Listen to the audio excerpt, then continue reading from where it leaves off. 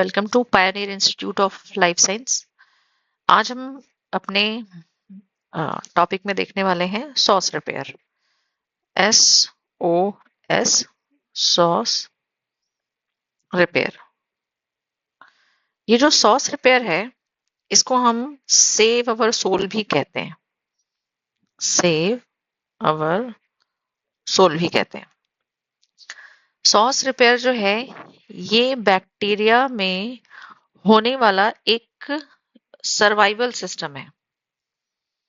Bacteria का एक तरीके से देखा जाए तो ये एक सर्वाइवल सिस्टम है। ये सर्वाइवल सिस्टम क्यों है? यदि बैक्टीरिया में डीएनए में डैमेज हो गया है और ये जो डैमेज है वो रिपेयर नहीं हो रहा है, मतलब यहाँ बेस एक्सिशन रिपेयर हो, चाहे न्यूक्लियोटाइड एक्सिशन रिपेयर हो, या फिर मिसमैच रिपेयर सिस्टम हो, या कोई भी अदर रिपेयर सिस्टम हो, कोई भी, ये सारे के सारे यहाँ पे फंक्शन नहीं कर रहे हैं। मतलब डीएनए जो है वो डैमेज है और रिपेयर सिस्टम जो है वो फंक्शन नहीं कर रहा है। तो इस कंडीशन में बैक्टीरिया की डेथ ना हो जाए, है ना, डेथ ना हो जाए, इसीलिए बैक्टीरिया को का एक सर्वाइवल मोड जो है वो ऑन हो जाता है। अब यही सर्वाइवल मोड जो है वो सॉस रिपेयर कहलाता है यहाँ, क्योंकि यहाँ बैक्टीरिया को हम सर्वाइवल रखें, इसलिए इसको कहा जाता है सेव अवर सोल। इस रिपेयर सिस्टम से डैमेज डीएनए रिपेयर नहीं होता। यहाँ ये जो डैमेज हो रहा है ये रिपेयर नहीं होता है, ठीक है। इसलिए इसको हम लोग एरर प्रॉन रिपेयर भी कहते हैं। एरर प्रॉन रिपेयर का मतलब होता है रिपेयर हो तो गया है पर रिपेयर एक्चुअली में हुआ नहीं है, अभी भी वो वैसे का वैसा ही है। मतलब ये जो रिपेयर है ये स्टिल म्यूटाजेनिक है। यहाँ तो म्यूटेशन क्रिएट हो जाएगा, बैक्टीरिया सरवाइव कर जाएगा, बट जो डैमेज हुआ था वो रिपेयर नहीं होगा, तो इसलिए हम इसको सॉस रिपेयर कहते हैं। अब ये सॉस रिपेयर में जो टू मेन प्रोटीन फंक्शन करते हैं यहाँ पे, ये जो दो मेन प्रोटीन हैं, ये दो मेन प्रोटीन कौन है? पहला है आपका लेक्स ए प्रोटीन, और जो दूसरा है वो है आपका रैक ए। यहाँ लेक्स ए प्रोटीन यहाँ पर एक्ट एज अ रिप्रेसर, और रैक ए जो है एक्ट एज अ एक्टिवेटर। ये हम देखेंगे कि ये एक्टिवेटर और ये रिप्रेसर क्या है। अभी फिलहाल हम ये देख लेते हैं कि सॉस रिपेयर को रन करने के लिए जो दो मेन प्रोटीन है वो कौन है। पहला मेन प्रोटीन है आपका लेक्स, जो कि रिप्रेसर का काम करता है, और रैक ए जो है वो एक्टिवेटर का काम करता है। यहाँ पर एक तीसरा प्रोटीन भी है। यहाँ वो जो तीसरा प्रोटीन है वो कोई और नहीं है, वो एक एंजाइम है ना। थर्ड प्रोटीन जो है वो है आपका एंजाइम। ये एंजाइम कौन है? वो है पॉलीमरेज, मतलब डीएनए पॉलीमरेज, डीएनए पॉलीमरेज 4। ये डीएनए पॉलीमरेज 4 को हम क्या कहते हैं? इसका जो दूसरा नाम है वो है UMU डी डैश सी। ये डीएनए पॉलीमरेज 5 को हम कहते हैं UMU अनम्यूटेशनल कंडीशन, मतलब म्यूटेशन के बाद भी ये प्रेजेंट है यहाँ। अब ये जो मेन हमारा पॉलीमरेज है यही इस यहाँ पर फंक्शन परफॉर्म करता है इनके साथ में ही लेक्स ए। पर ये जो लेक्स ए है, रैक ए है, और ये जो पॉलीमरेज है, ये सारे के सारे तीनों आपस में कनेक्टेड हैं। तो सबसे पहले लेक्स ए और रैक ए के पहले हम ये देख लेते हैं कि डीएनए पॉलीमरेज 5 जो है ये है क्या चीज एक्चुअली, और इसके बारे में थोड़ा सा डिटेल कर लेते हैं। तो सबसे पहले देखिए, यहाँ इस डायग्राम को हम जो सामने दिख रहा है इसको हम थोड़ी देर बाद समझेंगे। फिर हम देख लेते हैं पहले कि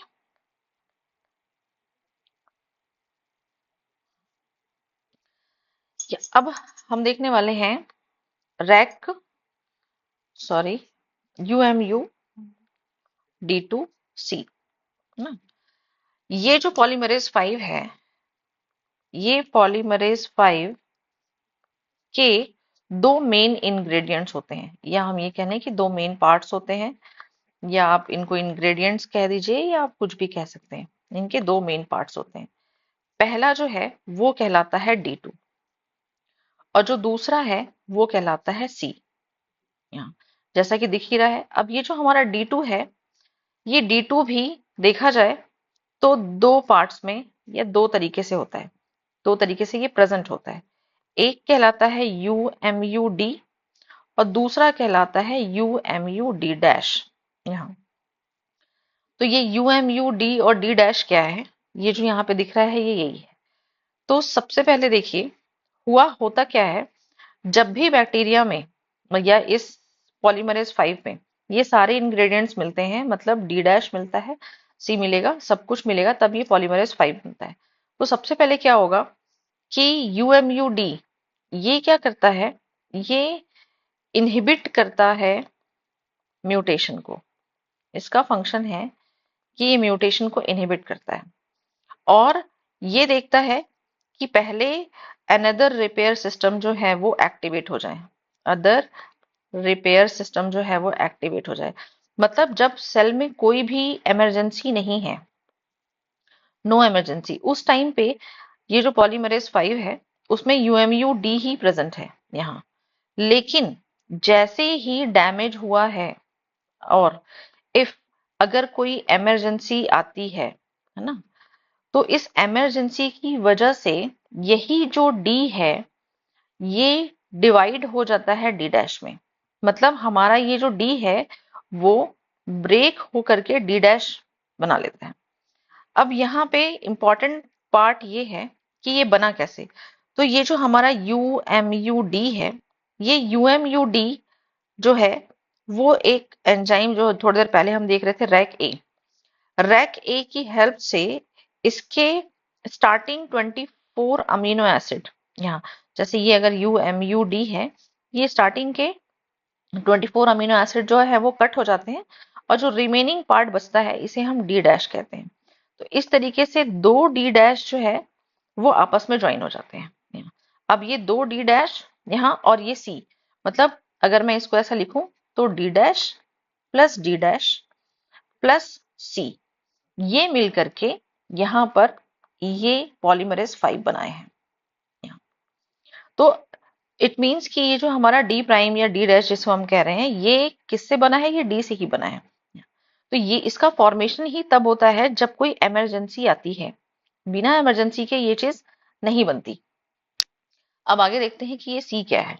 तो हमारा ये जो सी है ये इसका एक लार्जर पार्ट है, ये एक लार्जर पार्ट होता है, यही मेन पॉलीमरेज का फंक्शन करता है, ये मेन पॉलीमरेज है।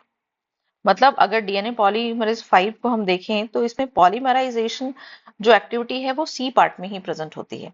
या हम ये कह सकते हैं कि ये सी जो है ये एक टाइप से इंजन के जैसे काम करता है, function as a engine, engine के जैसे काम करता है।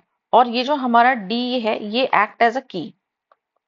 मतलब अगर हम एक बाइक स्टार्ट करें, हम सोचे कि एक बाइक स्टार्ट कर रहे हैं, तो हमारा जो मेन इंजन है वो सी है और जो की है, जो छोटा सा चाबी जिसमें हम बाइक में लगाते हैं और वो चलता है, तो वो आपका है D2। तो दोनों ही देखा जाए तो इम्पोर्टेंट पार्ट है यहाँ पे। अब ये सारी चीजें, ये जो UMUD है ये बनता कब है, ये कब हो रहा है, ये तो बात हो गई डीएनए पॉलीमरेज 5 की, जो कि सॉस रिपेयर में अपना मेन फंक्शन परफॉर्म करता है। तो आइए पहले ये देखते हैं कि ये होता कैसे। एक्चुअली में जब भी सेल में डैमेज हो रहा हो, जैसे सामने आपको ये दिख रहा है, ये है हमारा डीएनए। इस डीएनए में यहाँ पर ये है आपका UMUD जीन, ये है आपका UMUC जीन, इसके साथ में अदर जीन भी प्रेजेंट रहते हैं। अब UMUD और C ये साथ में ही है, लेकिन सेल में क्या हुआ कि लेक्स ए, जो कि हम थोड़ी देर पहले ही देख रहे थे कि ये एक प्रकार से रिप्रेसर का काम कर रहा था। मतलब अगर सेल में कोई भी डैमेज नहीं हुआ है ना, सेल में अगर कोई डैमेज नहीं हुआ है तो ये रिप्रेसर इस जीन को रोक के रखता है, इनका ट्रांसक्रिप्शन होने नहीं देता। जाहिर सी बात है कि अगर हमारा डीएनए पॉलीमरेज 5 जो है वो इमरजेंसी में बनने वाला एंजाइम है, तो इसका ट्रांसक्रिप्शन नॉर्मल कंडीशन पे रोक देना चाहिए। तो ये जो रोकने का काम है वो आपका लेक्स ए कर रहा है। अब लेक्स ए जो है ये डिग्रेड कब होगा? जैसे ही यहाँ पर डीएनए का डैमेज हुआ है ना, तो डीएनए के डैमेज की वजह से यहाँ रैक ए जो सेल में प्रेजेंट है, ये रैक ए क्या करता है, ये आकर के लेक्स ए को हटा देता है। लेक्स ए का ऑटो, ये लेक्स ए को आकर के सिग्नल देगा, और लेक्स ए को सिग्नल देने के साथ साथ लेक्स ए का ऑटो क्लीवेज हो जाता है। यहाँ पे ये खुद ब खुद टूट जाएगा, और जैसे ही ऑटो क्लीवेज हुआ तो यूएमयू डी और सी ये सारे के सारे बन जाते हैं।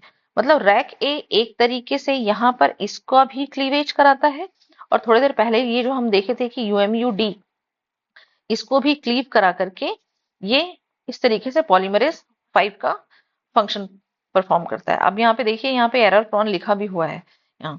तो ये है आपका फॉर्मेशन।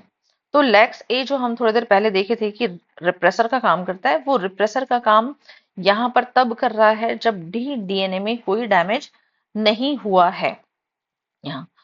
अब ये सेम ही है, देखिए ये सिंगल स्टैंडर्ड डीएनए है, रह के आया, अगर मान लीजिए कहीं म्यूटेशन हुआ है या कुछ है, तो ये इस तरीके से लैक्स ए जो है वो डिग्रेड हो गया है, और यहाँ पे फिर यहाँ जो हम लोग देखे थे यूएमयू डी जीन और सी जीन का ट्रांसक्रिप्शन होगा, और रैक ए जो है वो इसको भी एक्टिवेट कर देगा।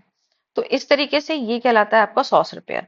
तो अब ये जो हमारा डीएनए पॉलीमरेज 5 है, ये डीएनए पॉलीमरेज 5 जो है वो किस तरीके से फंक्शन परफॉर्म करता है।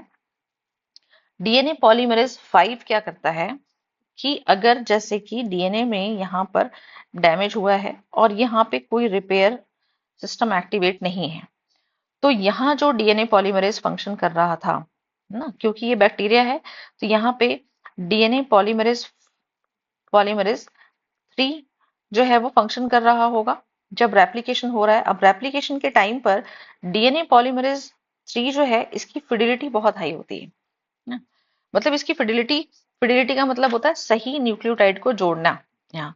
तो जब डीएनए पॉलीमरेज 3 आगे रन कर करके यहाँ ये डाइमर को चेक कर लिया है कि अब यहाँ पे डाइमर है, तो ये इसके सामने इनकरेक्ट बेसिस नहीं जोड़ सकता।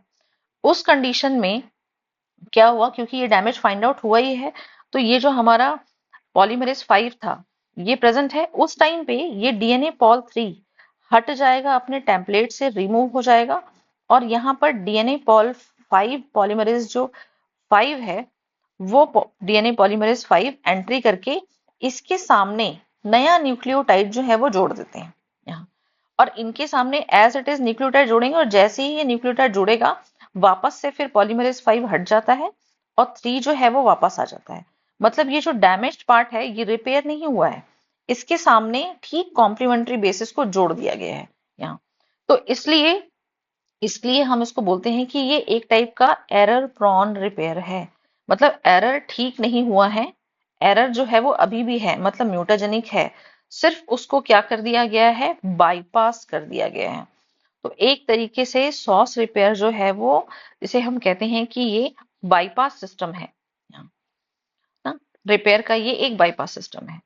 तो अगर आपको इस सॉस रिपेयर में कहीं भी कोई भी डाउट लग रहा हो, या लग रहा हो कि किसी पॉइंट को आपको पूछना हो, तो आप मुझे कमेंट करके पूछ सकते हैं। Thank you.